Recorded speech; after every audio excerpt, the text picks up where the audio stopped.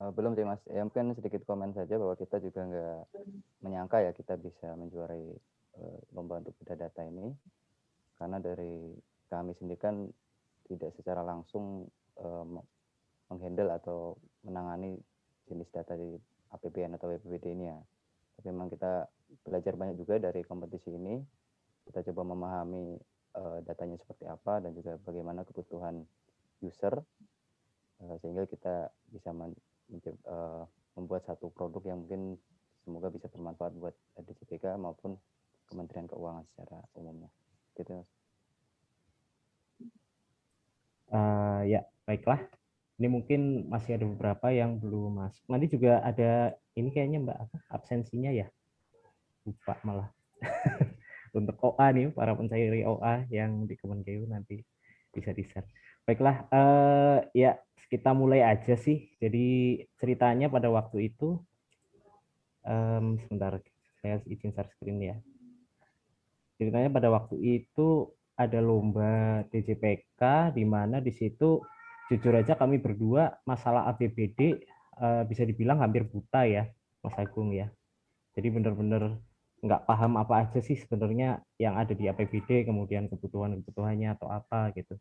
Dan pada saat kami mendaftar pun ternyata saat itu diberikan dataset, ya datasetnya cukup besar, jadi berapa ya, 6,7 juta ya Mas ya? Iya, Kalau nggak sekitar salah 6,7 6,7 juta data juta raw. juta raws ya. Jadi di situ Dan gimana Mas? itu kan baru raw-nya ya. Kolomnya Eh, juga banyak nih. Kolomnya kolomnya juga 40. banyak. Kolomnya ada 40 ya. Jadi di situ Iya. cukup cukup menantang juga, termasuk apa namanya? Bagaimana kami berusaha memahami ini sebenarnya mau diapain nih data gitu kan. Bisa dibayangkan ada 40 kolom, kemudian 6,7 juta data raw, itu di load di Excel pertama kali nyoba kan batasnya 1 juta ya. Jadi itu sempat ngehang beberapa kali, laptopnya ya nggak kuat. Terus akhirnya coba di load pakai Python ya, terus dilihat, setelah dilihat baru kemudian kami ini berusaha nyari-nyari literatur ya tentang APBD gitu. Jadi memang sebenarnya kalau kami sering cerita itu, kalau pembuatan modelnya sendiri kemudian dashboard nggak lama ya Mas Agung ya, paling sehari lah itu sama pembuatan proposal. Tapi pencarian ide sama pemahaman data itu jujur aja cukup lama. Jadi untuk mencapai ide seperti ini juga cukup banyak lah literatur yang dibaca-baca itu. Jadi eh, mungkin di sini teman-teman yang pengen ini ya, pengen ikutan seperti apa hackathon, nanti nanti rencananya akan ada hackathon juga nih. Jadi siapa tahu nanti ada yang berminat ya untuk di Kemenkeu maupun ASN. Nah, itu nanti ya jadi kunci pertama pada saat saat akan membuat suatu aplikasi ya atau sesuatu proposal untuk apa hackathon ya di sini adalah pertama adalah memahami proses bisnisnya dulu dari suatu data tersebut. Jadi pada saat kita melihat datanya itu kan kemudian kita juga berdiskusi itu kepada pemilik data karena pada waktu itu diberikan sesi oleh apa pengelola APBD dari DJPK itu untuk berdiskusi masalah apa saja sih yang ada di data tersebut, apa masalahnya dan kawan-kawan. Nah, di situ adalah kunci awal dari kami untuk memahami apa yang dibutuhkan user dan kemudian menyusun ya, kira-kira mau bikin apa nih gitu. Nah, kalau nggak salah dari diskusi ya, kalau nggak salah ikut ikut sampai 2 atau 3 sesi termasuk diskusi di Discord ya, jadi ada Discordnya. Kemudian saya berkesimpulan di situ. Jadi selama ini saat ada APBD ya, APBD itu kan kemarin saat COVID itu mau nggak mau ada realokasi ya, di mana yang tadinya APBD itu dialokasikan misalnya untuk pendidikan, untuk apa? Kalau kita tahu ya, sebagian besar itu kadang-kadang apa? Belanja pelayanan umum ya, perjalanan dinas dan kawan-kawan, akhirnya terpaksa harus dipotong dan dipindahkan ke kesehatan ya karena untuk menangani COVID. Nah, pertanyaan saya pada saat itu adalah kalau semisalnya nih realokasi dilakukan, sebenarnya ada dasarnya nggak sih seseorang melakukan realokasi anggaran di APBD itu berdasarkan fungsi. Kecuali misalnya kayak pendidikan ataupun kesehatan ya yang sudah ada mandatnya, seperti pendidikan kan 20% ya minimal. Nah, hal seperti itu kemudian yang memancing ini apa namanya? Rasa penasaran ya. Jadi tanya ke ininya panitia. Jadi di DJPK bagaimana tuh untuk realokasi, apakah sudah ada standarnya atau belum? Nah, ternyata mungkin karena memang saking banyaknya data ataupun yang ditangani ya Pemda, dan kemudian apabila terlalu ketat mungkin juga bakal susah dalam penganggaran gitu. Ternyata memang untuk alokasi anggaran berdasarkan fungsi atau apa itu memang masih belum ada patokan yang apa namanya firm gitu ya. Dan saya coba cari juga di aturan-aturan belum ada. Tapi nah setelah itu kalau gitu kalau misalnya mau ngukur alokasi anggaran kira-kira pakai apa? Nah itu pertanyaan berikutnya kan. Jadi makanya di situ pertanyaan latar belakangnya adalah belum ada pengukuran outcome APBD yang resmi digunakan untuk alokasi anggaran berdasarkan fungsi. Itu di situ dulu pertanyaannya. Jadi terus padahal menurut saya kalau semisalnya kita mau melakukan alokasi ya seperti APBN, APBD, itu kan sebaiknya ada outcome yang jelas ya, ada outcome yang jelas sehingga saat outcome-nya bisa diukur, maka di situ kita akan bisa mengetahui apakah belanja itu efektif atau efisien ya. Jadi kita bisa mengukur karena kan kadang kita lihat juga beberapa Pemda ada yang belanjanya tinggi tapi ternyata hasil pembangunannya nggak seberapa. Ada juga yang belanjanya efisien tapi hasilnya bagus gitu. Jadi kadang-kadang tiap Pemda itu berbeda tuh. Walaupun secara global kalau kita lihat 6,7 juta data belanja itu mau diapain itu tadinya juga bingung juga tuh mau diapain ya gitu. Nah kemudian akhirnya saya cari-cari literatur. Nah setelah cari-cari literatur itu saya mencari dulu nih apa sih kira-kira yang bisa jadi pengukuran suatu belanja atau outcome belanja APBD gitu kan. Nah ternyata di situ ada data yang namanya indeks pembangunan manusia ya. Di situ adalah data untuk mengukur kualitas dari sumber daya manusia di suatu daerah. Itu ada di setiap kabupaten ya, dikeluarkan oleh BPS ya. Kemudian dia juga ada macam-macam tuh komponennya, nanti kita bahas tuh, ada angka harapan hidup untuk mengukur kesehatan, ada rata-rata lama sekolah dan kawan-kawan gitu. Nah, pikiran saya adalah bagaimana kita meng-cleansing data, kemudian mengelompokkan 6,7 juta itu berdasarkan kabupaten dan fungsinya, ya, dan kenaikannya ya, karena datanya 2 tahun, itu kan. Nah, untuk membandingkan dengan misalnya belanjanya naik sekian atau belanjanya sekian, kira-kira indeks pembangunan manusianya harusnya naik berapa? Itu. Nah, itu yang kemudian kami coba lakukan dengan teknik machine learning ya. Dan kemudian kita deploy di website menggunakan open source tools. Jadi di sini kami nggak hanya membuat machine learning-nya agar bisa melakukan prediksi, tapi juga bisa menyediakan yang sudah dilakukan prediksi itu ke dalam suatu tools web apps ya yang gratis, sehingga karena kita tahu sendiri yang namanya tools data analitik itu nggak murah ya, seperti Tableau bangsanya itu juga lisensinya juga nggak murah, sehingga mau nggak mau itu harus dilakukan.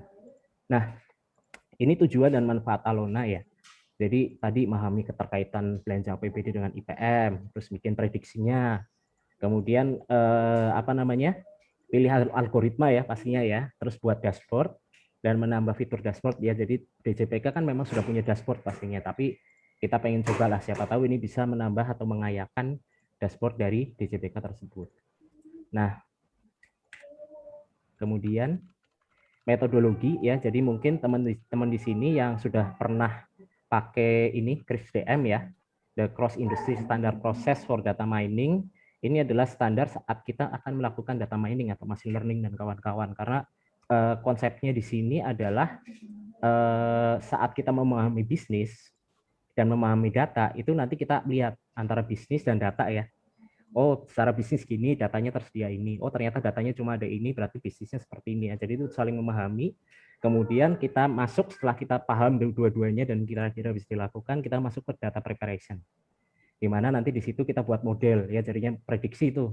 Sebelumnya prediksinya misalnya, oh prediksi sekarang masih bisa hanya sekitar 60% tuh akurat. Nah, berikutnya kita bikin lagi sampai akurasinya memuaskan, istilahnya seperti itu. Setelah itu kita lakukan evaluasi atas modeling tersebut dan kemudian kita deploy, kita masukkan ke dalam web apps. Jadi prosesnya seperti itu, PRISDM. Jadi apabila evaluasi kurang bagus, kita masuk lagi ke business understanding dan kita mulai lagi dari awal. Itu secara apa ya, secara umum seperti itu. Nah, ini masuk ke IPM ya. Jadi kalau menurut kami IPM itu yang paling ideal untuk saat ini ya, untuk saat ini saat saya dan Mas Agung itu dan Mas Gin juga ikut lomba gitu ya. Jadi di situ karena IPM itu ada beberapa prediktor ya. Yang pertama adalah kesehatan yang dilihat dari angka harapan hidup, pengetahuan dari harapan lama sekolah dan rata-rata lama sekolah, dan standar hidup layak dari PNBP per kapita atau pengeluaran per kapita disesuaikan.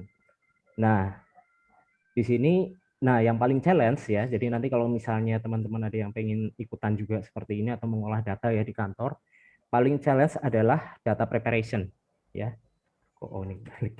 Nah, data preparation. Jadi bisa dibayangkan harus cleansing 6 juta dataset, dikelompokkan di fungsi belanja, kemudian kita bikin pivot ya dari 6,7 juta data agar bagus ya sesuai keinginan, dan itu sempat restart berkali-kali ya laptopnya sampai akhirnya pakai Python nggak bisa, pakai Excel tadinya nggak bisa jelas ya.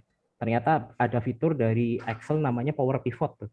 Jadi dia bisa mengkonek ke database, jadi datanya nggak di-load di Excel, tapi kemudian dia bisa melakukan pivot table. Gitu. Jadi walaupun datanya sebesar 6,7 juta data, ternyata itu bisa dilakukan pivot. Gitu. Nah, tantangan berikutnya adalah mengambil data IPM ya. Jadi kalau misalnya teman-teman bayangin data IPM yang kita ambil dari BPS itu langsung straight forward kita ambil, itu juga nggak bisa ternyata. Ternyata BPS itu harus ngambil di setiap situs provinsi. Ya, di mana setiap situs provinsi itu ternyata berbeda-beda formatnya dan ketersediaan datanya berbeda-beda.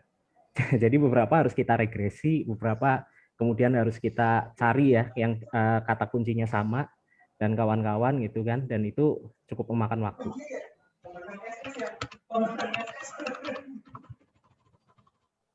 Dan itu cukup memakan waktu. Nah,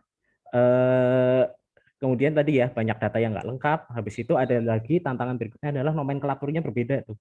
Jadi yang kadang-kadang tantangan di pemerintahan ataupun di swasta ataupun tentang data itu adalah nomenklatur. Jadi biasanya di sini namanya kepulauan A gitu ya. Tapi di kementerian lain namanya nggak ada kepulauannya, hanya kep gitu kan, atau apalah yang lainnya. Nah, hal itu juga akhirnya membuat integrasi data menjadi menjadi nggak bisa langsung ya. Dan itu tantangan juga nanti ke depannya.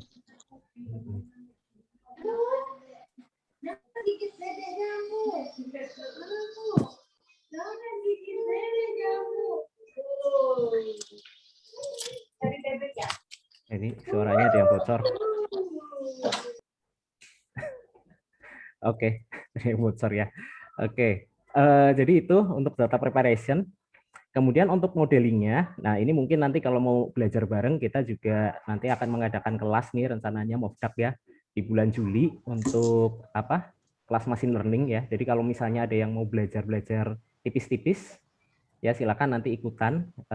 Kita akan coba, tapi di sini kita modeling menggunakan Python ya, dari data engineering-nya juga sederhana ya. Jadi kalau misalnya ini kelihatannya rumit ya, padahal sebenarnya ya kita lakukan prediksi sederhana gitu aja dengan berbagai macam model ya. Jadi ada 13 macam model. Kalau kita biasanya ada OLS ya, regresi sederhana ya. Ada juga di sini ada KNN, Lasso, Ridge dan kawan-kawan. Di sini untuk model-modelnya memang biasanya kami sudah punya ini ya. Kalau yang udah biasa lakukan prediksi kan udah punya codingnya sebelumnya, jadi sebenarnya cuma copy paste, kemudian masukin data, kemudian jadi gitu ya. Jadi nggak serumit yang dibayangkan gitu. Nah, kemudian kami berusaha mengukur setiap indikator. Jadi nggak cuma IPM ya. Kalau dilihat di bawah ini tabelnya, ada IPM, atasnya ada AHH, HLS, RLS ya. Kalau kita lihat yang di sebelumnya. Ada kesehatan dan kawan-kawan. Ya. Jadi setiap indikator ternyata itu beda-beda tuh untuk akurasi yang terbaik untuk setiap model ya. Nah, di situ kami coba cari yang paling cocok untuk deployment agar bisa masuk ke website, sehingga nanti begitu masuk ke website, kita bisa melakukan realokasi anggaran di situ dan langsung melakukan prediksi. Gitu. Nah, untuk untuk akurasinya, kalau untuk IPM sendiri sebenarnya akurasinya hanya sekitar 78%, ya, 78% yang menurut saya sih kurang ya, karena keterbatasannya adalah data yang kami punya hanya 2 tahun, ya, data yang kami punya hanya 2 tahun dan itu sangat kurang sebenarnya. Makanya nanti ke depan ini lagi dicoba cari datanya juga akan diperbaiki mungkin sampai paling nggak 10 tahun gitu. Mungkin nanti kita punya prediksi yang lebih bagus gitu. Sedangkan untuk yang paling akurat adalah rata-rata lama sekolah, ya. Di situ average error, ya. Jadi rata-rata errornya itu cuma sekitar 7% dari akurasi dari angka yang sebenarnya. Sedangkan harapan lama sekolah itu hampir melenceng 100% ya, 98%. Nah, ini saya juga bertanya-tanya nih, kok melencengnya jauh ya? Kenapa? Dan akhirnya saya coba cari beberapa literatur studi juga. Ternyata memang harapan lama sekolah adalah keinginan seseorang bisa sekolah berapa lama di suatu daerah. Jadi itu bukan sesuatu yang yang benar-benar real ya. Kalau rata-rata lama sekolah kan bisa diukur tuh. Orang mulai sekolah kapan, kemudian selesainya kapan. Sedangkan HLS itu sebagai harapan gitu istilahnya gitu. Itu yang mungkin menjadikan harapan lama sekolah dan angka rata-rata lama sekolah itu kemudian akurasinya begitu jauh. Gitu, termasuk angka harapan hidup cukup jauh ya. Jadi ini masih termasuknya kalau bagi kami masih sangat kurang, tapi at least kita udah punya satu kerangka framework bagaimana kita bisa melakukan pengukuran dari belanja-belanja APBN tersebut.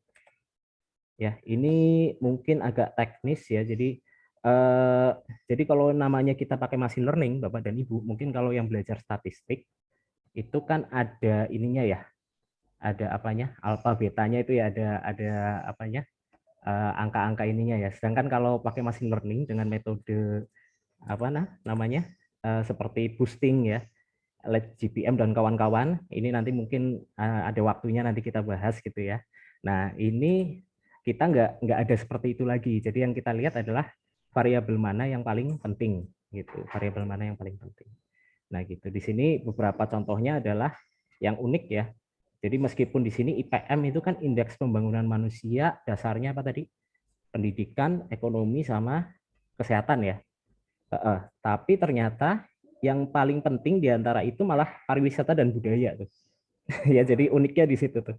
Jadi memang di sini kita mencari pattern, jadi ternyata nggak straightforward juga. Termasuk begitu kita lihat untuk angka harapan hidup malah yang paling penting adalah ekonomi. Ya, sedangkan pada pendapatan hidup atau ekonomi yang paling penting adalah kesehatan. Ekonominya di bawah.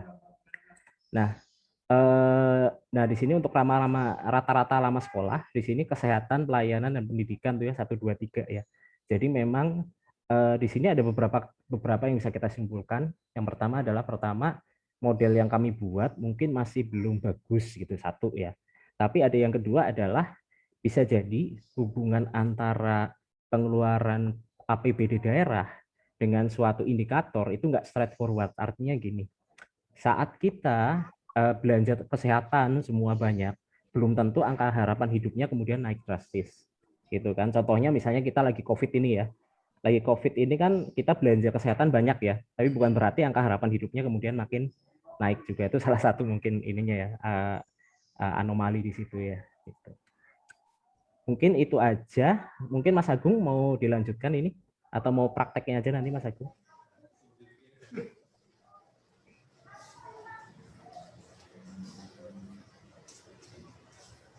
Halo Mas Agung, oh lagi off ya.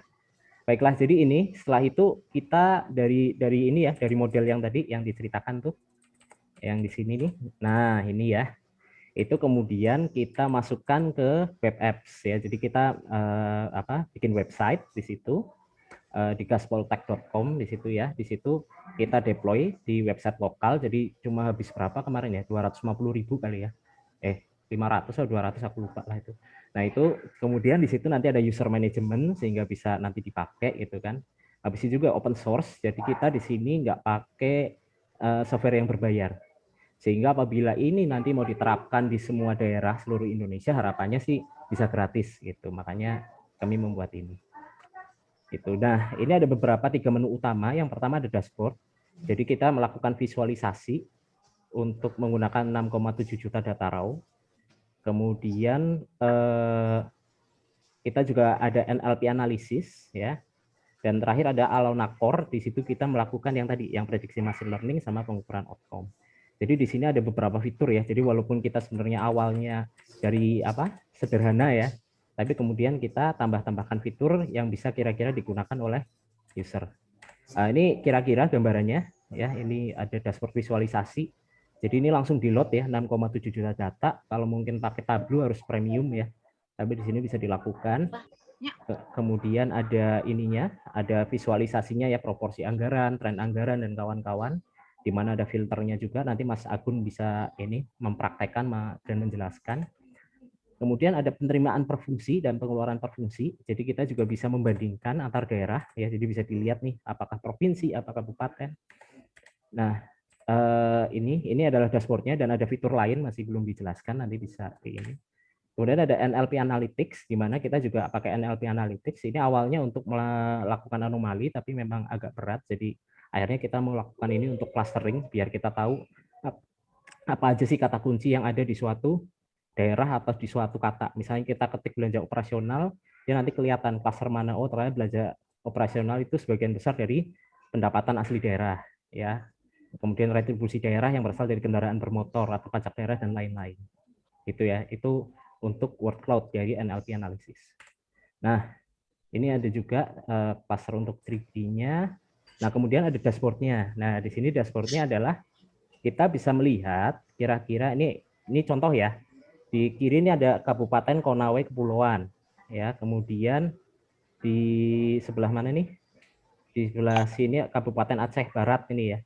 Nah, PD ini adalah pendidikan ya. Jenis fungsinya pendidikan. Di mana angka pendidikan per kapita ini kenaikan ya, dari biru ke merah itu kenaikan. Di mana kadang-kadang ada kenaikan yang dikit, tapi rata-rata lama sekolahnya tuh meningkatnya cukup drastis ya. Tapi ada beberapa yang sebenarnya anggarannya dinaikkan cukup banyak, ternyata angka rata-rata lama sekolahnya meningkatnya nggak drastis.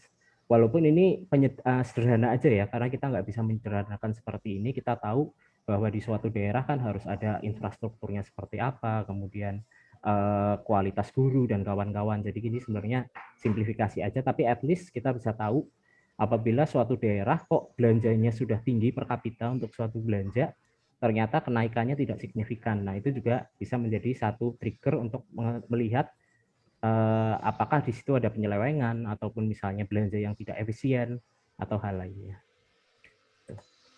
Nah, ini sama, ini untuk lainnya ya, yang dalam bentuk line.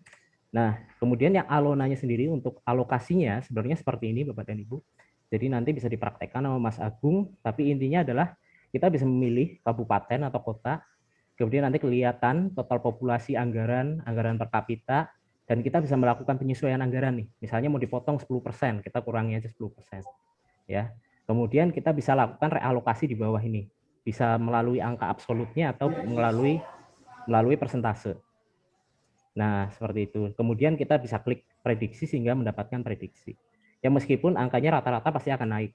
Kenapa? Karena meskipun anggarannya kecil kan tetap aja yang namanya kualitas lama-lama meningkat ya, karena ada anggaran pembangunan dan kawan-kawan. Nah, yang belum kita bedah adalah apakah anggaran itu termasuk termasuk anggaran modal, apa anggaran rutin dan kawan-kawan. Nah, itu yang perlu nanti kita dalami lagi. Begitu. Ya, ini keterbatasannya. Nah, mungkin Mas Agung, monggo kalau mau share ini dashboard-nya, silakan.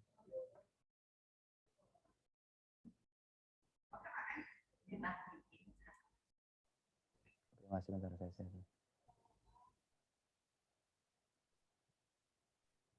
Ya, kalau untuk dashboardnya kira-kira seperti ini, seperti yang sudah diceritakan Mas Hindu juga. Ada 3 menu utama ya, ada dashboard, ada NLP, dan juga ada Alona. Nah, untuk yang prediksi tadi memang masuk semua di Alona ini. Kalau untuk yang dashboard dan NLP, dia menu tersendiri dengan pendekatan yang berbeda dengan yang sudah diceritakan tadi. Kalau Mas Hindu kan lebih fokus di bikin model prediksinya ya. Jadi bagaimana dengan model itu kita bisa memprediksi ketika ada perubahan anggaran itu akan mempengaruhi indeks yang kita cari prediksinya tadi. Bisa IPM, bisa angka harapan hidup atau yang lainnya. Nah, kalau saya sendiri kebetulan memang menghandle untuk yang dashboardnya ini, memang tantangan pertamanya adalah bagaimana kita bisa menampilkan semua data ya. Jadi kalau untuk visualisasi seperti ini kan kita pengennya menampilkan data apa adanya dulu ya. Jadi sebelum sebelum kita melakukan analisis lebih dalam, kita pengen tahu sebenarnya datanya seperti apa sih kondisinya, apa apakah bisa langsung ditampilkan atau ada yang perlu di cleansing seperti yang dilakukan Mas Sindu tadi. Kalau untuk pembuatan model pastinya akan ada proses cleansing dan preparation yang banyak stepnya tadi. Tapi kalau untuk visualisasi atau menampilkan data realnya itu memang kita harapkan bisa menampilkan semuanya karena kita tidak mau juga ada insight yang hilang dari data yang ada. Jadi walaupun mungkin itu nol datanya atau datanya kosong atau datanya salah format misalkan, itu bagi kita sebagai analis itu berharga juga. Ini misalkan nol, misalkan daerah tertentu banyak nolnya ini ada permasalahan apa, itu bisa menjadi insight juga. Makanya memang tantangan terberatnya bagi saya untuk pertama ini bagaimana data yang sebesar itu bisa di-load dalam satu web application ini. Nah, ini di sini juga kita banyak pembelajaran juga dari awalnya yang kita pakai toolnya yang biasa-biasa saja, pakai Pandas dan juga library yang sudah biasa digunakan dalam data wrangling di Python. Ini kita dengan mengikuti ini kita juga coba keluar dari situ karena ada keterbatasan dari yang bisa dilakukan di Pandas tadi. Nah, akhirnya ada beberapa alternatif juga kalau untuk menghandle data yang cukup besar untuk di Python itu ada beberapa tool antara lain Dash, ada juga PySpark dan juga Phyx. Nah, ini akhirnya saya dari 3 tool alternatif tadi saya pakai Phyx. Dari secara performa ini lumayan bagus, jadi bisa mengelola data dengan cepat dan juga ketika dia akan dilakukan analisis lebih mendalam itu di convert menjadi Pandas pun itu sangat mudah sekali. Jadi dengan library Phyx ini kita bisa menghasilkan dashboard yang bisa mengelola semua data tadi ya. Nah, kalau isinya sendiri untuk dashboard ini kita coba lihat bagaimana sih proporsi nilai anggaran itu dari tahun ke tahun. Nah, memang untuk datanya ini memang kita terbatas ya karena data yang diberikan hanya di 2 tahun saja ya. Jadi tadi mungkin kelihatannya datanya sangat besar ya, 6,7 juta, tapi itu ternyata hanya baru 2 tahun ya. Jadi memang untuk data APBN, APBD ini sudah bisa dibilang big data juga ya karena untuk 2 tahun saja volume datanya itu sudah sebesar ini. Nah, kita harapannya kita bisa memilih daerah mana saja di Pemda. Ini pun Pemdanya setelah kita cari ini belum semua provinsi lengkap juga ya. Ini data yang di provide mungkin tidak secara full menggambarkan di seluruh Indonesia juga. Nah, ini dengan kita bisa mengelola semua data ini kita bisa tahu bagaimana seperti apa bentuk datanya yang akan kita olah ini. Nah, dari sini kita bisa milih provinsi atau kota karena ini juga jadi satu ya. Jadi di data awal itu tidak ada pengenal apakah ini provinsi atau kota ya. Jadi mungkin kita mengenalinya dari kode satkernya. Tapi kalau dari secara data raw-nya itu tidak dipisahkan. Ini kita pisahkan menjadi provinsi ataupun kabupaten. Nah, ini kalau misalkan data yang di provinsi, kita bisa melihat Jakarta tentunya yang paling tinggi ya di antara provinsi-provinsi lainnya.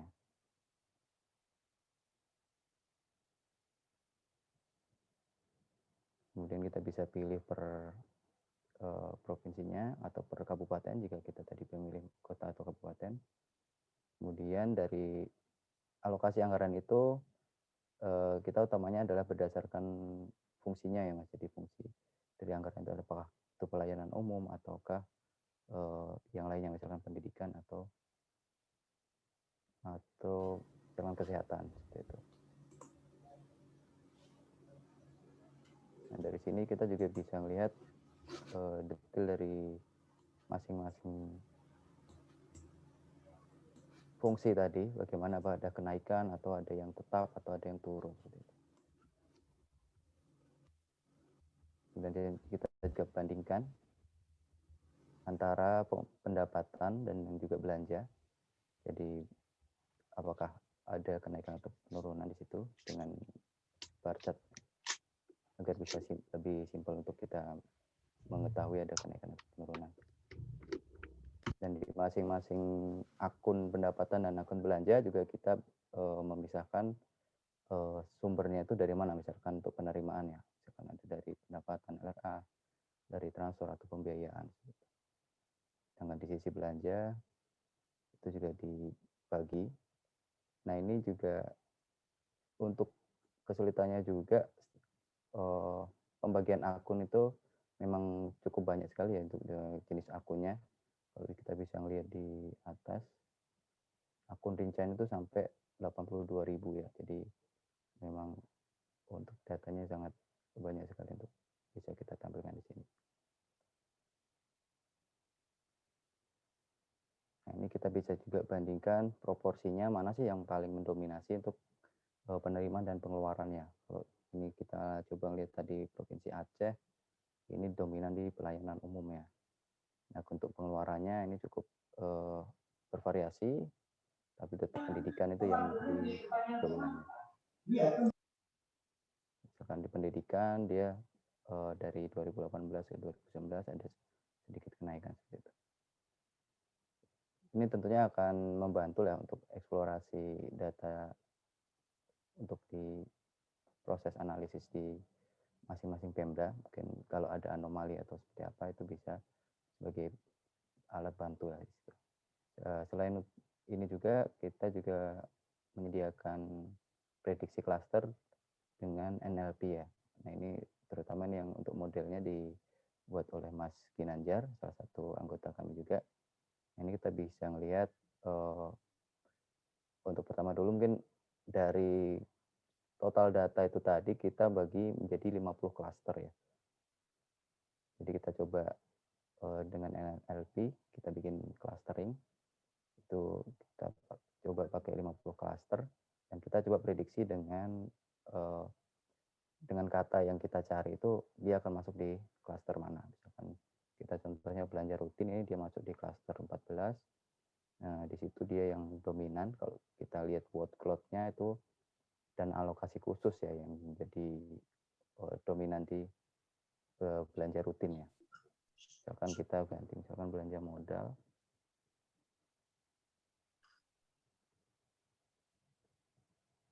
Nah, di belanja modal ini banyak belanja barang dan jasa ya. Dan ada juga mesin, ada pengadaan juga, operasi, pengadaan alat, bahan material. Nah, ini kita dari sekilas kita bisa melihat persebaran dari kata ini apa sih yang dominan di klaster tersebut. Nah, untuk klasternya sendiri pembagian bisa seperti ini untuk detailnya. Nah, mungkin yang terakhir adalah di menu Alona. Nah, di Alona sendiri itu ada dua menu ya. Yang pertama untuk anomali detection sendiri. Jadi kita bisa melihat lebih ke exploratory data analysis lainnya. Iya, ini bisa EDA kayak di ini kalau yang udah pernah pakai apa Jupyter Notebook ya, Mas Agung. Iya ya. Jadi ini bisa bikin kayak Pearson correlation matrix nih. Ya. Kita bisa lihat shape-nya, summary gitu. Ini kelebihan dari ini Triblet ya. Nah ini kita juga sebenarnya kalau yang ini sebenarnya mengotomasi proses exploratory data analysis ya. Jadi dari dataset yang di load itu kita bisa langsung menghasilkan antara lain correlation matrix misalkan atau shape juga atau summary-nya. Nah cuma untuk performa ini memang sangat tergantung dari ini ya, infrastrukturnya ya. Kalau ini kita pakai gratisan memang agak Kemarin bayar loh. lumayan. Kemarin bayar servernya kan. Nah, itu kan server ininya, Oh, server ininya ya. hostingnya. Tapi kalau ini kan Oke. butuh compute engine ya. Jadi Oh iya. ini dari compute engine yang tersedia ini memang agak lumayan sih berat. Ini harapannya juga bisa mengotomasi proses exploratory data analisis. Jadi mungkin basic dari data analitiknya masih belum begitu dalam juga, tapi punya basic statistik yang bagus juga, itu bisa membaca langsung dari sini. Ini juga kita sediakan juga tool untuk membuat visualisasi sederhana dari data yang di-load tadi. Nah, untuk yang intinya sendiri sebenarnya di alokasi anggaran ini ya. Jadi bagaimana kita bisa memprediksi bagaimana sih perubahan indeks itu ketika ada perubahan alokasi anggarannya. Nah, ini misalkan kita pilih dulu. Coba aja mana. Nah ya, ini apa seadanya ya, karena apa masih termasuk baru ya Streamlit ini, jadi masih misalnya kayak kita mau pakai ada titiknya di antara ribuan aja nyarinya masih belum ketemu ya, Mas. Kita masih belum ketemu. Jadi memang apa kita coba tools-tools baru yang bisa kita explore gitu kan, karena harapannya bisa apa menjembatani antara tools data analitik yang mahal, tapi di sini kita bisa pakai yang gratis, open source, tapi juga masih bisa powerful lah digunakan untuk keseharian kita lah, mau di organisasi atau pribadi gitu. Nah, ini misalkan kita contoh pilih Provinsi Banten.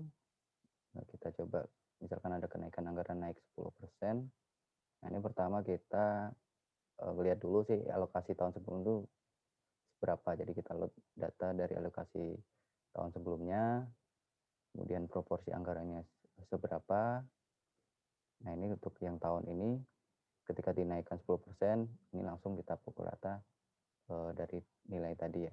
Nah, ini kalau misalkan kita ada perubahan di sini misalkan tambah 1%, misalnya di sini dikurangi 1%. Nah, pastikan totalnya 100% ya. Kalau tambah kurangnya ketika sudah 100% kita bisa melihat bagaimana perubahan IPM-nya. Ini untuk IPM awalnya 71,9 ini dari tahun sebelumnya ya. Nah, ini ketika kita jalankan, ternyata dengan kenaikan anggaran 10% tadi, kita bisa menaikkan indeks sebesar 0,55. Jadi indeksnya itu diprediksikan naik 7,5. Ini bisa menjadi alat bantu lah ya dalam kita mengalokasikan. Ini kan kombinasinya bisa banyak sekali. Ini nanti bisa dicoba atau di explore mana yang paling dengan anggaran yang sama, istilahnya bisa menghasilkan kenaikan yang paling maksimal gitu. Ya, mungkin itu aja dari Mas Sindu, mungkin ada tambahan. Ya, jadi ini agak lamanya ini juga ya kemarin apa untuk layoutnya gimana nih? Karena emang agak susah ya. Kan ini kan indikatornya cukup banyak. Kemudian biar memudahkan kita dalam alokasinya bagaimana itu juga salah satu yang cukup menantang juga. Seperti awalnya apakah tadi tampilannya tadinya sederhana kan? Tapi kalau misalnya kita sederhana dan susah digunakan itu juga kan pasti akan berat juga. Makanya di sini kita coba tadi ada angka absolut rupiah, ada persentase, kemudian di atas Mas. Nah, di atas ini ya. Jadi di sini ada langsung penyesuaian anggaran. Jadi apabila kita mau kurangi anggaran pun kita bisa di sini langsung. Gitu. Meskipun ini datanya masih belum update banget sih karena ya tadi terakhir 2000 ini 2018-19 ya kalau nggak salah. 2018-19. Oke. Ya, intinya kalau dari kita sendiri ini juga satu yang baru buat kita ya, sebenarnya kita bisa melakukan prediksi ini dan juga bisa kita deploy di satu web apps. Ini sebelumnya kita juga belum pernah nyoba, dan dengan ini kita bisa menghasilkan ini, itu juga satu kepuasan tersendiri lah. Jadi memang mengikuti hackathon ini tidak hanya untuk istilahnya mengejar hadiahnya lah istilahnya, tapi ini lebih ke pengembangan diri juga di kita, bahwa dengan mencoba melihat permasalahan itu bagaimana sih kita bisa nyari solusinya itu dengan pendekatan data analitik tentunya. Ya, jadi sebenarnya yang nomor satu masalah ini ya Mas, kita learning, habis itu kita belajar tools baru, habis itu kita juga memahami data baru gitu ya. Dengan itu sih insya Allah semakin tajam gitu. Kalau masalah hadiah itu nomor setengah ya Mas Agung. Tapi paling penting dong kalau setengah. oh iya, setengah iya, tapi belum cair ya. Oke. Aduh. Ya silakan kalau mungkin ada pertanyaan. Jadi sederhana banget sih ini sebenarnya. Jadi kalau misalnya dibilang kami menang karena jago, enggak, karena ini aja ya apa? Kita bisa memahami aja sih sebenarnya. Sebelum-sebelumnya kayak gitu. Apabila kita memahami bisnis prosesnya dulu saat kita membuat sesuatu, ya harusnya sih hasilnya sama kebutuhan user klop ya.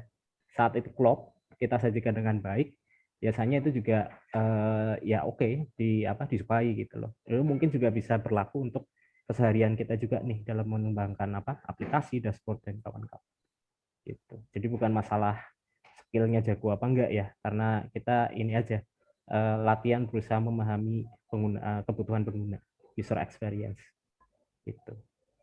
Monggo silahkan kalau ada pertanyaan. Itu ada yang tanya Mas, apa? Oh iya, Machine dari Mas learning tuh. Reza, untuk host machine learning apps seperti Alona, Siwa VPS dengan seperti apa?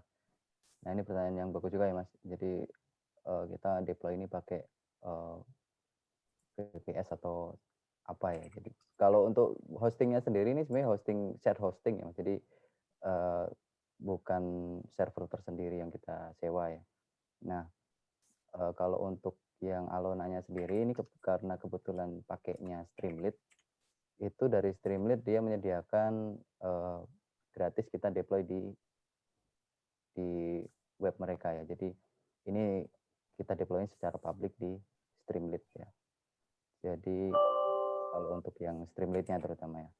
Nah ini kalau dari Streamlit tadi kita embed ke website kita. Nah, kalau untuk website-nya sendiri, web hostingnya, untuk spesifikasinya ya kita coba cari yang lumayan sih Mas dari segi RAM dan juga ini ya storage-nya ya. Kalau kalau selain itu sih sebenarnya standar saja. Kita pakai share hosting biasa.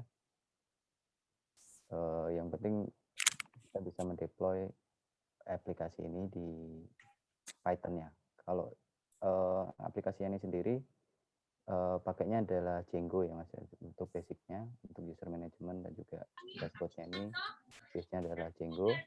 Kemudian kalau untuk dashboardnya sendiri, dashboard ini kita pakai Plotly ya. Jadi kita mengintegrasikan Plotly di Django ini. Kemudian kalau NLP dan Alona untuk deploy model ini sebenarnya nggak dibutuhkan resource yang besar ya Mas. Karena ketika model itu sudah jadi, itu kan bisa disimpan dalam satu file. Nah, ketika kita mau menjalankan itu, kita tinggal ngeload modelnya tadi. Nah, sebenarnya yang butuh resource besar itu ketika membuat modelnya sendiri. Jadi di komputernya Mas Sindu itu berarti yang agak berat ketika menjalankan running training modelnya dan juga membuat dari modelnya itu sendiri. Tapi ketika sudah jadi modelnya, pas kita ngeload itu lumayan tidak butuh resource yang besar. Nah, cuma ini tergantung dari jenis modelnya juga sih Mas. Kalau kemarin sebelum ini kita ikut juga untuk yang hackathon maritim ya. Nah, itu kita pakai image classification. Nah, itu kan pakai TensorFlow. Nah, itu yang besar. Jadi walaupun sudah disimpan dalam satu bentuk model, tapi dia masih tetap butuh TensorFlow untuk jalan. Itu yang tidak bisa dideploy di share hosting ya kalau seperti itu. Tapi kalau yang model lainnya pakai sklearn biasa atau yang masih ketika menjalankan prediksi itu tidak membutuhkan resource besar, itu masih bisa di share hosting biasa gitu.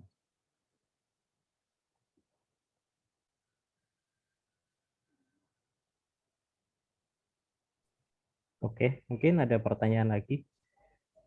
Kalau ini mungkin share aja apa namanya yang kemarin ini sebenarnya kemarin sempat bikin juga yang untuk Maritim Hackathon. Jadi kita coba bikin fish identification pakai computer vision. Nah ini agak sedikit rumit sebenarnya walaupun kita pakai apa ya yang udah jadi kemudian kita retrain gitu ya. Tapi di sini saat runningnya lama, cukup lama, dan untungnya apa berhasil dengan akurasi sangat tinggi gitu ya. Nah, tapi untuk deployment-nya nggak terlalu besar ya, Mas. Kayaknya cuma sekitar 3 mega ya filenya ya. Nggak terlalu besar. Jadi sebenarnya yang Ya, penting adalah saat kita training, kemudian kita bisa lakukan ekspor ke pickle atau joblib ya, kalau nggak salah ya. Aku juga lupa sih modelnya, nggak ada di komputer ini sayangnya. Nah itu nanti bisa dicari-cari lah antara pickle sama joblib itu. Nah kalau masalah deploy-nya saya pasrahin ke Mas Agung lah, karena saya nggak terlalu paham tuh masalah deployment. hmm. Gitu.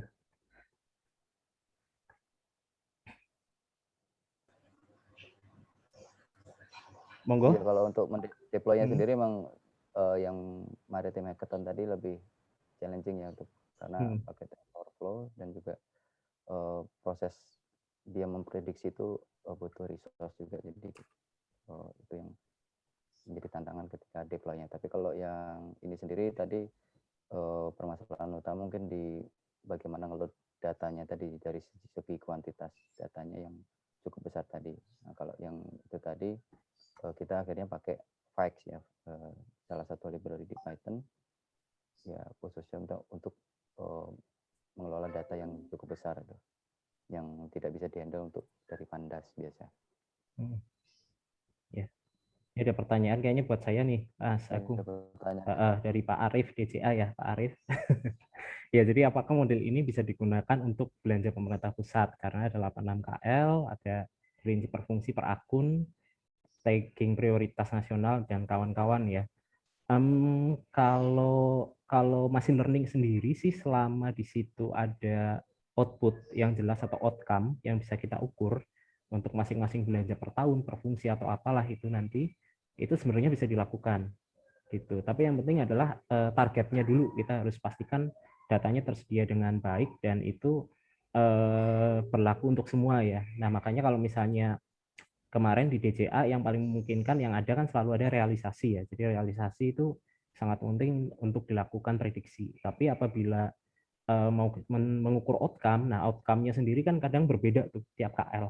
Nah, itu yang mungkin agak menyulitkan apabila kita akan melakukan machine learning. Jadi dari situnya dulu sudah agak susah dilakukan sih di situ. Kecuali memang ada satu prediktor yang sama antara semua KL gitu ya.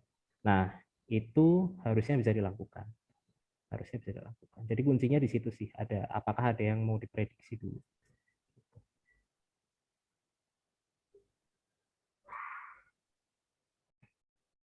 Ya, monggo mungkin ada ini pertanyaan lagi atau sudah menjawab Pak Arief? Izin Mas Hindu, berarti Hmm. kan masing-masing KL itu kan ada outcome-nya ya. Outcome-nya memang beda-beda sih Pak. Sasaran strategisnya beda-beda gitu kan.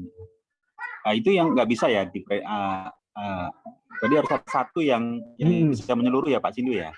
Betul, misalnya misalnya ada satu indeks misalnya adalah apa namanya keberhasilan belanja atau anggaran atau apa pencapaian output yang misalnya angkanya 1 sampai 100 gitu. Dan itu standar gitu ya, Pak. Itu mungkin bisa nanti dilakukan machine learning. Tapi misalnya kayak kesehatan, misalnya kita mau ngukur kayak kemarin kan ada yang mau ngukur rumah sakit itu ya. Nah, apabila rumah sakit ada standar tuh untuk outcome-nya ya. Misalnya rumah sakit ini scoringnya gimana dari kesehatan atau sekolah tuh bisa jadi rata-rata UAN gitu ya dibandingkan belanja gitu. Nah, itu bisa dilakukan gitu. Jadi memang yang perlu kita perhatikan adalah targetnya dulu itu harus ada dan ini dulu apa sama dulu. Karena apabila kita lakukan apa prediksi ternyata beda-beda ya, itu ya nanti juga apa bukan prediksi sih namanya akhirnya tebak-tebakan aja. Itu Pak Arief. Siap. Siap. Ya, mungkin menambahkan sedikit Mas Sindu. Jadi kan kalau machine learning kan sebenarnya memang basicnya dari statistik juga ya Pak. Jadi kita memprediksi sesuatu untuk mengetahui output dari variabel yang mempengaruhinya ya. Jadi kalau memang sudah ketahuan lah misalkan dengan belanja di kesehatan, belanja vaksin misalkan, itu bisa menurunkan tingkat COVID misalkan. Nah itu dari dua hal itu bisa kita bandingkan, jadikan prediksikan. Nah kesulitannya di kita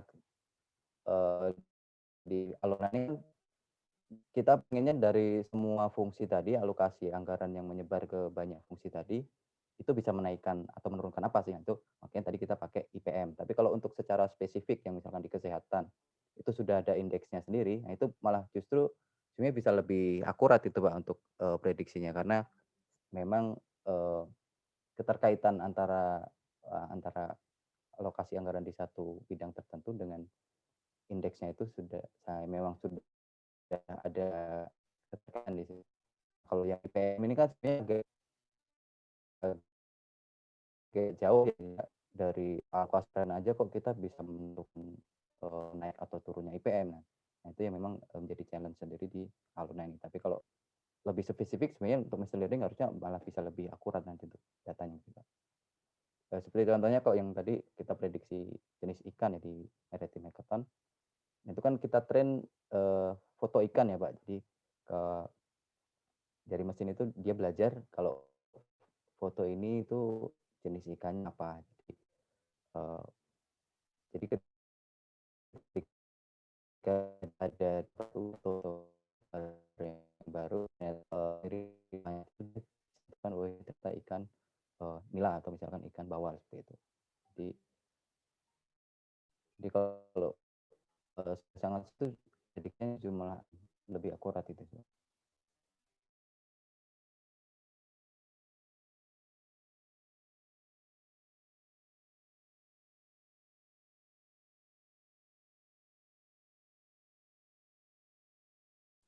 Ya, mungkin ada pertanyaan lagi, monggo yang terkait, nggak terkait juga nggak apa-apa, monggo.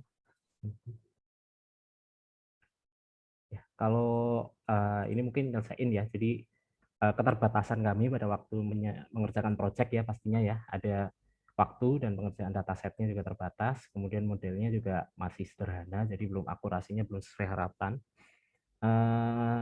Penelitiannya juga harusnya ada lanjutannya ya, sehingga nanti bisa dapat insight baru juga nanti ke depannya. Nah, untuk pengembangan lanjutan nih udah direncanakan dan lagi bergulir ya. Kita lagi mau nambah 5-10 tahun dataset, kemudian termasuk data BPS-nya. Nah, kemudian mungkin nanti jika dimungkinkan kita coba bukan hanya fungsi, tapi ada juga model dan barang misalnya gitu ya. Sama perbaikan UX UI-nya lah masih kurang, masih apa adanya. Gitu aja. Oh ini Mas Reza RP, bagaimana cerita bisa menemukan ideal Luna? Ya tadi mungkin udah di awal ya Mas, cuma mungkin banyak yang baru datang juga.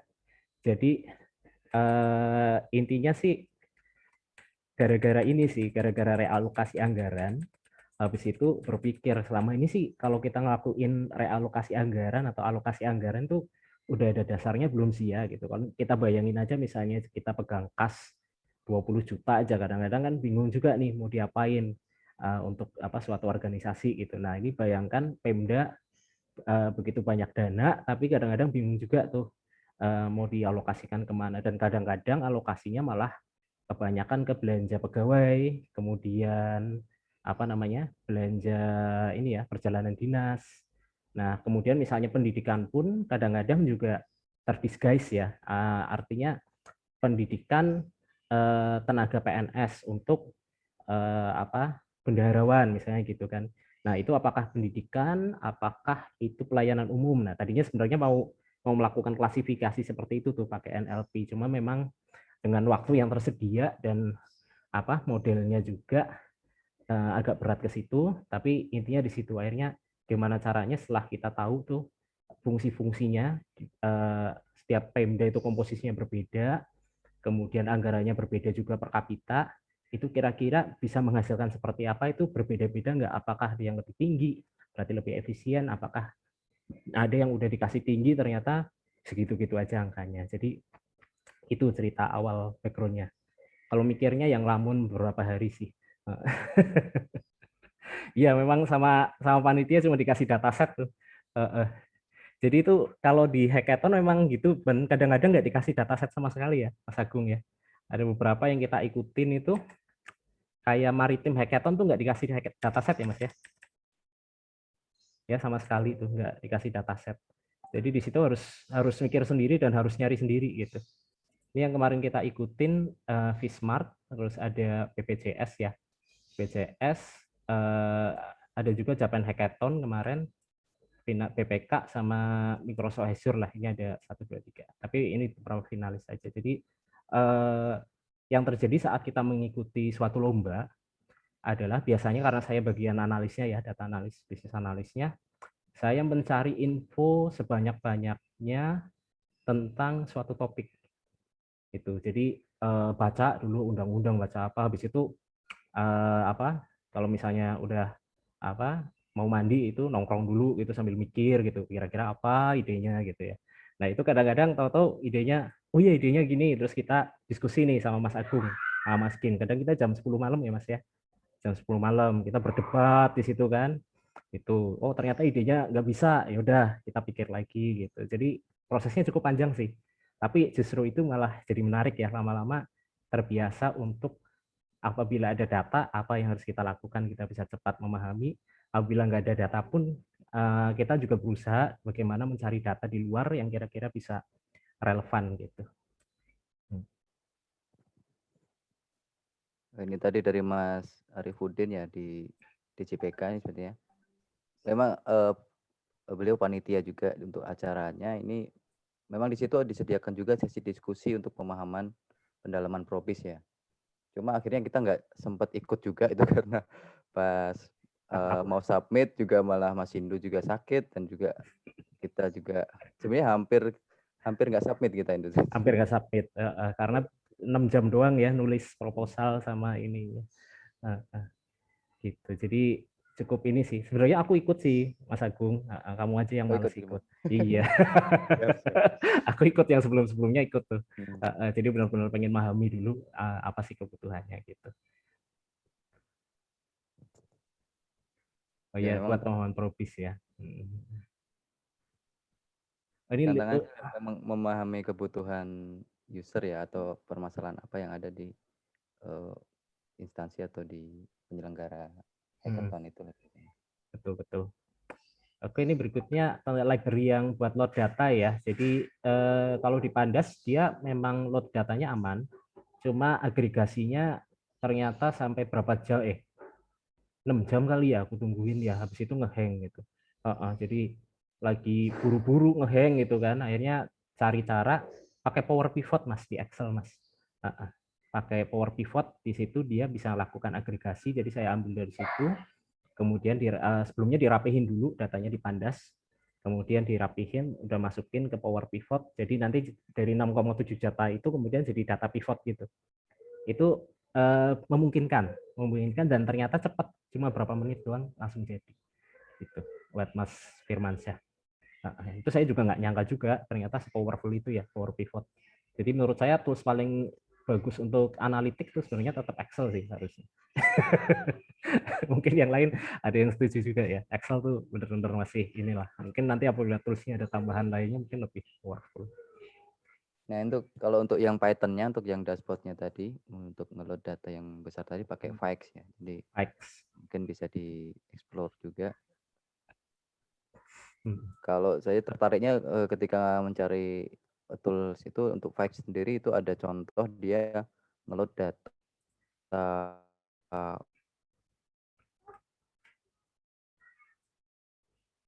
Uber ya, di data yang menghasilkan visualisasi.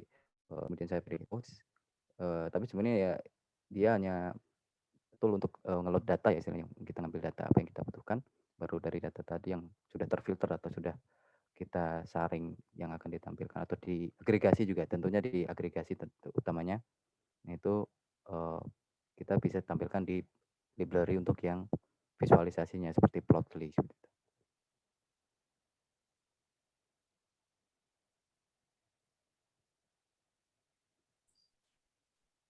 Oke. Oh, ini train data ya. train datanya karena udah diagregasi sebenarnya nggak lama Mas, karena cuma dikit datanya kan setelah kita agregasi per tahun, per fungsi gitu kan. Jadi saya cuma pakai laptop pakai i5 RAM 8 GB gitu ya. Itu 10 menit kali ya. 10 menit untuk trainnya. Tapi kita ulang-ulang sampai dapat model yang paling oke lah. Itu paling akurat.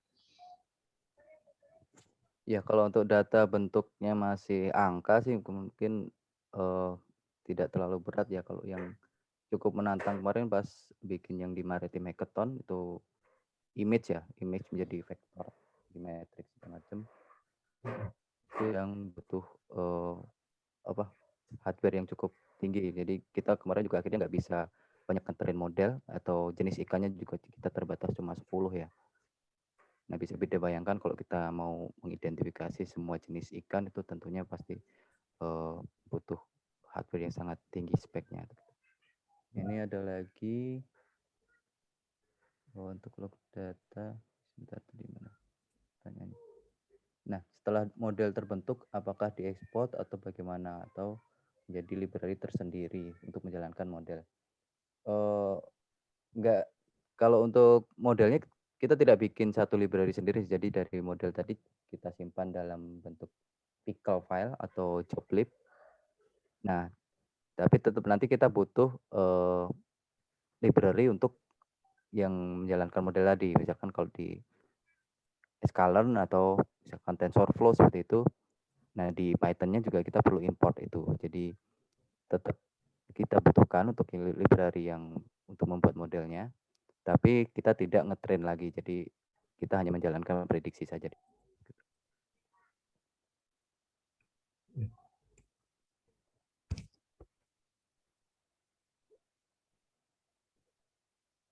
Ini ada pertanyaan lagi Mas Indu? Kayaknya nggak ada lagi deh. Susah ini. Ini ada satu. Apa? Oh, yang mana? Yang topik Mas Ferianda Nanda ini.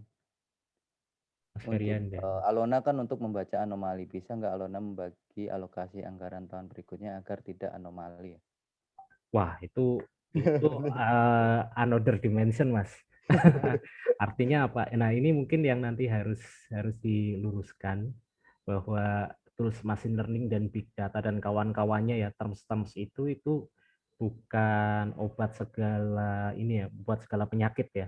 Itu suatu tools yang sebenarnya normal aja, hanya saja dia lebih powerful untuk melakukan prediksi, kemudian dengan data yang kadang-kadang kita nggak usah memahami data, kita bisa masukkan dan menghasilkan insight gitu. Jadi apabila kita mau melakukan seperti itu kita harus definisikan dulu bagaimana sebenarnya belanja yang nggak anomali, dan itu juga harus ada pemahaman juga.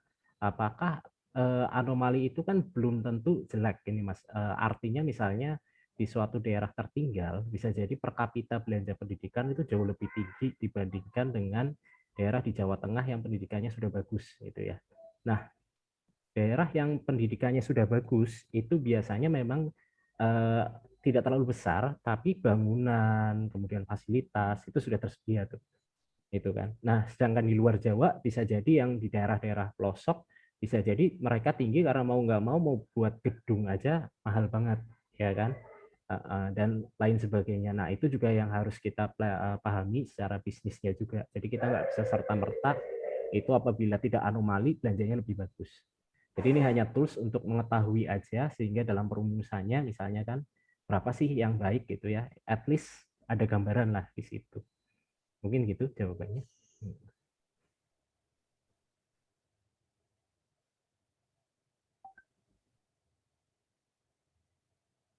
Oke, ada lagi pertanyaannya lagi mungkin?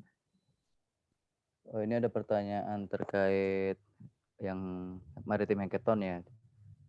Ya, kita pakai transfer learning di TensorFlow. Untuk base modelnya itu kita pakai VGG 16 ya kalau nggak salah. Saya agak lupa juga. Tapi kan memang ada beberapa model yang sudah teruji, itu kita bisa pakai di situ.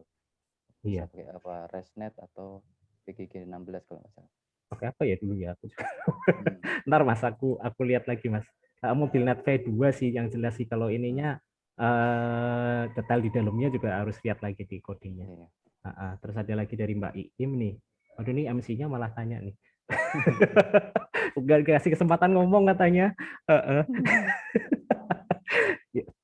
Jadi bukan pertama kali mengikuti lomba hackathon, kesulitan spesifik di lomba ini, bagaimana menyelesaikan. Oke. Mungkin Mas Agung dulu deh, mau ini jawab tuh. Kesulitannya. Bagaimana kalau bisa mengulang prosesnya?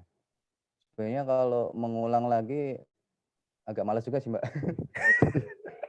Jadi ketika udah selesai itu kita udah plong, jadi kalau suruh melakukan hal yang sama agak berat juga. Tapi ya ini sebenarnya proses pembelajaran, jadi kita yang tadinya kita nggak tahu atau belum bisa dengan mengikuti hackathon, ternyata kita bisa loh melakukan ini.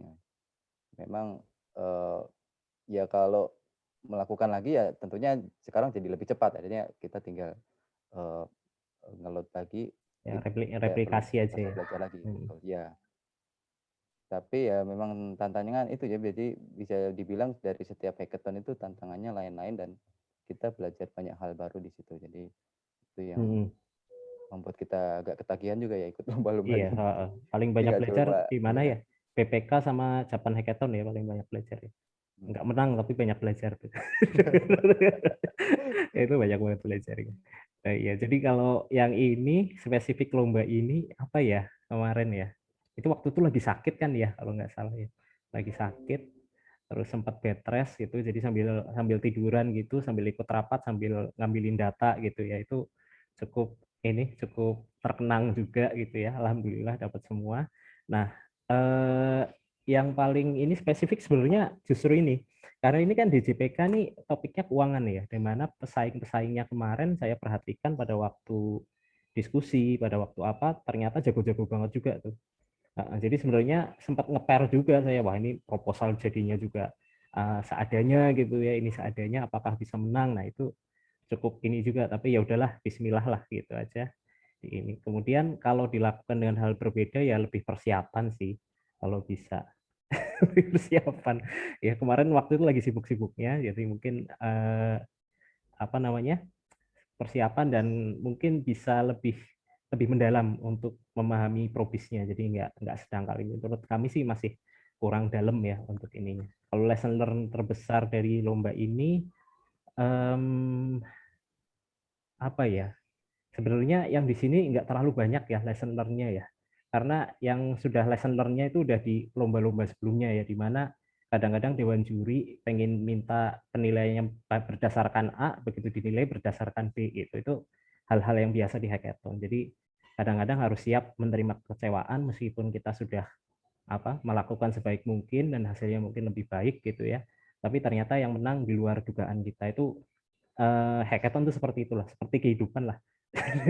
Udah bersaing, udah sebaik-baiknya, ternyata nggak sesuai. Tapi ini termasuknya sangat baik, jadi secara penilaiannya sudah align sih. Dan yang finalis lainnya begitu saya lihat lagi setelah selesai lomba gitu proposalnya, ternyata beberapa menurut saya lebih bagus sih dari kami gitu. Jadi ini termasuk beruntung juga menang gitu.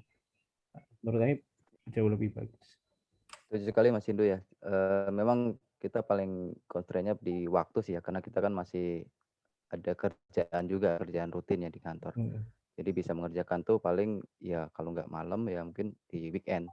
Jadi artinya kita ada di keterbatasan waktu. Kalau misalkan kita mungkin dikasih waktu yang lebih luas atau lebih senggang, itu mungkin hasilnya bisa lebih bagus lagi sih Mbak Im ya.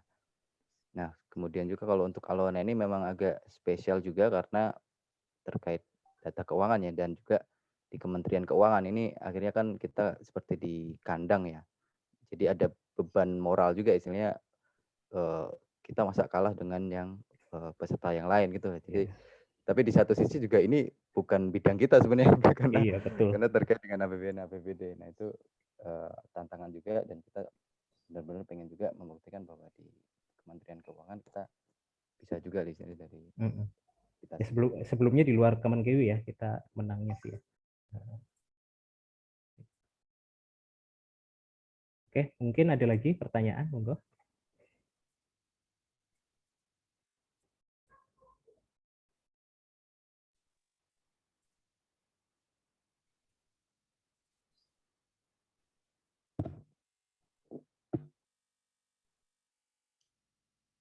Kami persilakan kepada Sobat Mofdak jika ada yang ingin mengajukan pertanyaan langsung juga boleh gitu ya. Nggak harus lewat Zoom chat, tapi bisa kalau mau menanyakan langsung gitu. Silahkan raise hand atau unmute langsung saja dan akan dijawab oleh narasumber kita hari ini. Kami persilakan. Atau sudah kejawab semua pertanyaannya. Jangan-jangan materinya udah jelas banget gitu ya. Dan jawaban-jawaban pertanyaannya juga tadi sudah cukup jelas gitu. Atau bisa kita cukupkan saja mungkin sharing session untuk hari ini. Ya, siap, Oke. Mbak. Boleh. Oke, baik. Demikian sharing session Mofdak, Alona The Concept and Implementation. Kami ucapkan terima kasih kepada Mas Hindu dan Mas Agung yang sudah berbagi materi, yang juga sudah menjawab pertanyaan-pertanyaan Sobat Mofdak hari ini. Terima kasih juga untuk seluruh Sobat Mofdak yang sudah meluangkan waktunya untuk hadir di sharing session hari ini. Semoga acara ini bisa memberikan insight buat kita ya. Dan saya mewakili seluruh penyelenggara acara, mohon maaf apabila terdapat kekurangan selama acara berlangsung. Akhir kata, wassalamualaikum warahmatullahi wabarakatuh. Selamat sore dan salam sehat selalu. Sampai berjumpa di sharing session Mofdak selanjutnya. Terima kasih semuanya, Sobat. Terima kasih. Yang bertahan sampai akhir. Makasih Mas Hindu, makasih Mas Agung. Terima kasih Mbak Iim ya. Mohon maaf ya. MC-nya baru ngomong terakhiran.